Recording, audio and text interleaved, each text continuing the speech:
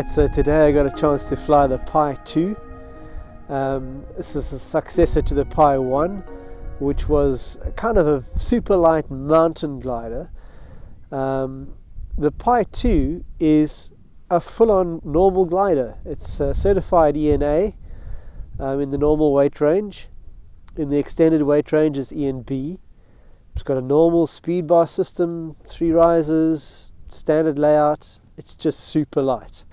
Pulling the wing up, it's one of those wings that's just bounces up without even using the A's. Ridiculously easy to launch. You just lean back and the glider pops up because it's so light. But because the fabric is so light, it's really difficult to keep the wing down on the ground. If the wind's strong, the Pi really wants to jump up, and you have to be very physical on the back risers and brakes to keep it pinned.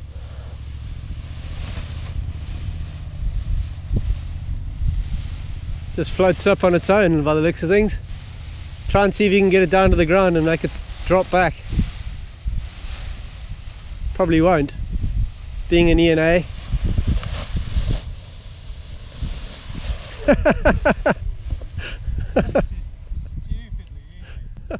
It does come up very cleanly. It doesn't have any sticking point. If you let the wing drop back, you can just let the brakes go. Glider will come back from any position, so it's really easy. It helps you a lot on the launch. It does come up smoothly, and it will tend to keep going and overshoot you. It does go past you, although it's pretty slow and it doesn't have a tendency to tuck quickly.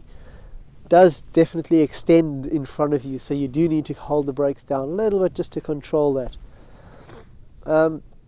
Okay, running and off and launch is very easy. In the air, it's super stable and really nice, with a nice feeling. It doesn't feel dead. It just returns to the centered position very easily by itself. I'll try to do some pitches. It doesn't really pitch back much. If you pull the brakes, it goes to a certain point and that's it. So it doesn't actually build up a lot of a pitch dive motion. Any pitch forward, it dampens out.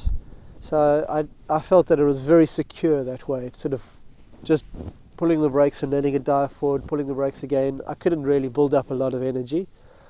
The same with wing overs, turning left and right. You can try and swing the glider over, pull the brakes, swing it up, and it only goes to a certain point.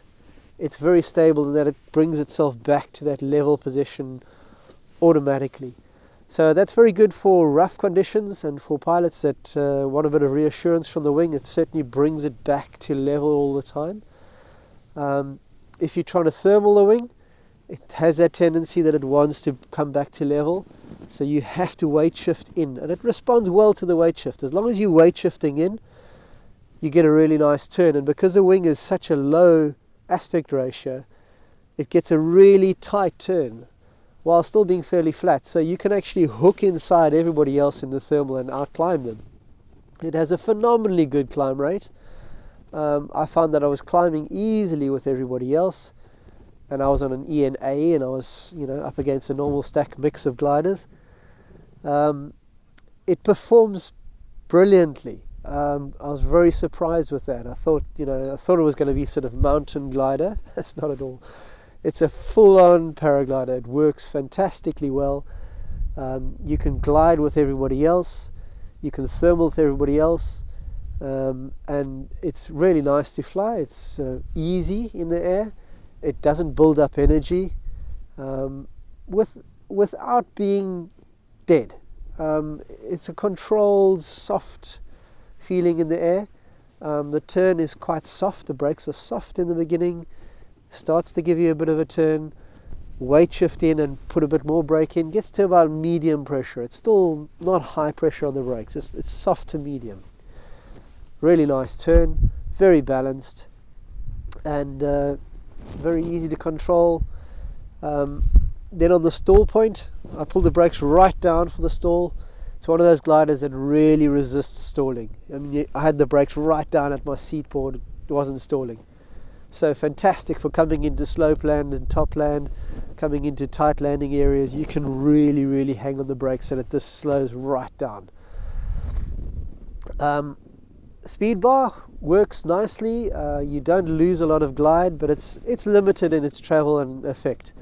I was getting about 7 kilometers an hour more from trim speed, so it's certainly not a fast top speed glider, but you can use the full bar without any question, without any worries about stability. And it does increase the speed a bit, but you know, I was thermaling quite far back and I was trying to come back into wind. It took a long time. It's certainly not a high speed glider, but having said that, the trim speed is pretty high. I was flying it right at the bottom of the weight range and I was keeping up with everybody else. I think if you put some more weight on it and you fly it around about 95, you're going to be flying faster than everybody else, and that's within the normal thermaling kind of weight range. If you're flying it up to the 120 kilos, you're going to have a very quick wing. So the speed's there if you need it, if you just want to load the wing up, but you can also slow it right down on the brakes and get soft landing. So nice combination. Yeah, I found overall very impressed. It's ridiculously good. It really flies nicely and handles nicely, pulls up really well, glides around well, and yeah, it's well worth checking out. It's not limited to mountain flying. It's certainly an all-rounder. The construction looks pretty durable.